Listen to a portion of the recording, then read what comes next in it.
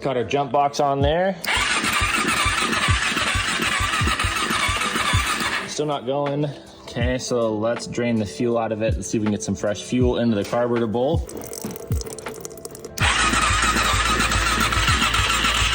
Let's just make sure we've got some spark.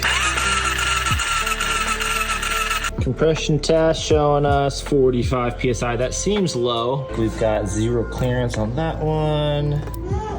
0 clearance on that one. I think what's happening is that we're just holding open the intake valves. We are leaking 98% of the air that we're sending into this cylinder, and it's coming out of the intake over here. So a quick little valve adjustment should be able to get this sucker back on the road. Okay, and with our valves all adjusted, we got it back together again, at least enough to start. Let's see.